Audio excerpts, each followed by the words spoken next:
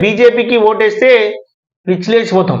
ఆ పార్టీని నేలకేసి గుద్దాలి, అట్లయితేనే మనకు తెలివితేటలు ఉన్నట్టు. నేలకేసి గుద్దుతావా? అయితే ఆల్రెడీ తెలంగాణ ప్రజలు ఆల్రెడీ నేను నేలకేసి గుద్దిరు కదా. కేసీఆర్ గారు నేలకేసి ఏ పార్టీని గుద్దిరో తెలుస్తుంది. ఇంక మీ ఆల్రెడీ ఈ పార్టీకి బీజేపీకి ఓటేస్తే పిచ్చిలేసిపోతాం, మరి మీ పార్టీకి వేస్తే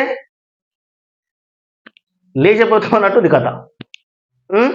ఈ పార్టీకి వేసి అయితే 10 ఏళ్ళు ఇక ఏం ఆల్రెడీ చూసినాం మనం. మరి మీ పార్టీని 10 ఏళ్ళు అధికారంలో ఉన్నారయ్యా, మరి మీ పార్టీ ఎందుకు గెలవలేదు? మరి మీరు ఇంత మంచి చేసినా కానీ మీరు ప్రజలకు కనీసం కేసీఆర్కు ఓటేయాలని చెప్పేసి ఇట్లా మరి ఎందుకు రాదు? ఈ బీజేపీకి ఓటేస్తాడా, పిచ్చిలేస్తాడా?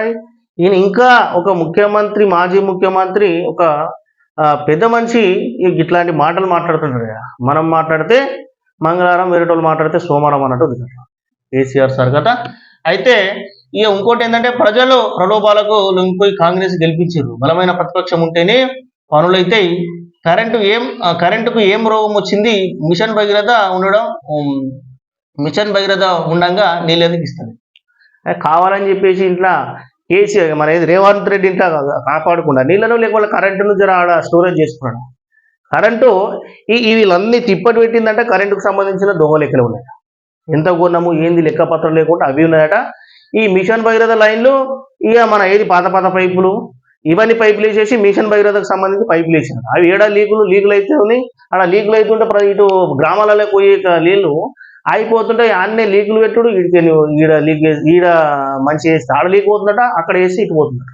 ఇలాంటి పరిస్థితి అయిపోయింది. అంటే మిషన్ భగీరథ నీళ్లుండగా ఎందుకు ఇడుస్తలేదు? ఆయన కావాలని చెప్పేసి తెలంగాణ ప్రజల మీద మా కోపం ఉన్నట్టు రేవంత్ రెడ్డికి అయితే ఇడుస్తలేరు అని చెప్పేసి మాట్లాడతారు సార్. అయ్యా మీరు నిన్న ఎర్రవల్లి దగ్గర పెద్ద ఏమైంది అని అంటే ధర్నా జరిగింది. ధర్నా డబుల్ బెడ్రూమ్ ఇండ్లు ఇంకా ఇయ్యలేదట. అంత దౌర్భాగ్యమైన పరిస్థితి. మరి ఏమనంటే గజ్వేల్ దగ్గర నేను అది చేసినట్టు కనీసం అక్కడ డబుల్ బెడ్రూమ్లు ఇయ్యలేమని. నేను ఏదో ఉద్ధరిస్తా, దేశాన్ని ఉద్ధరిస్తాను, ఇదనో అదనో కదా. కనీసం గజ్వేల్ దగ్గర ఉన్న వాళ్ళు బాధితులు నీ దగ్గరికి వచ్చేసి ఎందుకు ధర్నా చేస్తారయ్యా అని నేను అడుగుతున్నాను.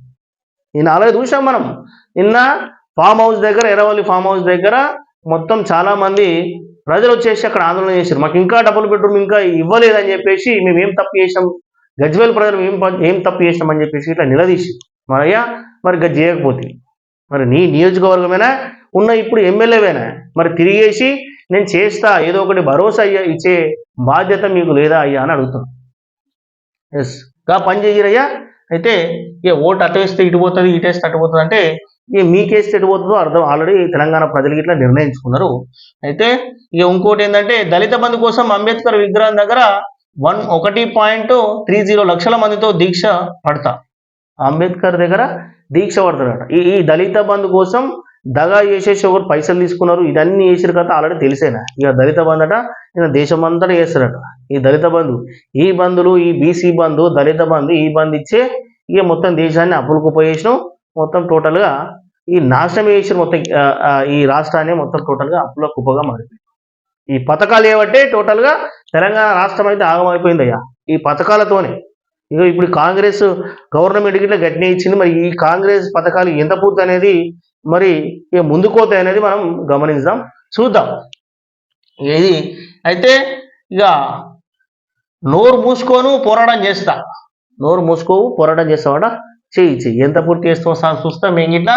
అయితే ఇక చేవేళ్ల సభలో బీఆర్ఎస్ చీఫ్ వ్యాఖ్యలు జర మరి అంతకుముందు కన్నా ప్రజల తరఫున పోరాటం చేయలేవు. ప్రజలను నిలబట్టించుకున్నారా? కనీసం ఒక ఇబ్బంది పడుతుంటే, ప్రజలకు ఇబ్బంది పడుతుంటే ఎలాంటి ఇబ్బందులు వచ్చినా కానీ ఏం రాలేదు. ఆయన ఎక్కడ ఉంటే ఫామ్ హౌస్లోనే ఉన్నాడు, తప్పి ఇట్లనే ఉన్నాడు. కానీ ఓ సచివాలయంకు, ఒక సెక్రటరియట్కి వచ్చేసి మరి ఏంది ఏం కదా ఒక మీటింగ్స్ ఏర్పాటు చేసేసి ఎట్లా ఉంది పాలన, ఏ విధంగా ఉంది, ఎట్లా మరి అర్హులకు ఎవరికి మన పథకాలు అందుతున్నాయి, మరి ఏ విధంగా లబ్ధి పొందిరు, ఎట్లా ఉంది, సమస్యలు ఏంది, ఎక్కడన్నా పట్టించుకునే ప్రయత్నం చేసిరు అయ్యా కేసీఆర్ గారు? నేను సూటి ప్రశ్న అడుగుతున్నా. మరి సమస్యలు చెప్పుకుంటూ పోతే ఇక్కడ మొత్తం చిట్టా నిండుతుంది, ఖచ్చితంగా 100%గా చిట్టా నిండుతుంది. ఇక గది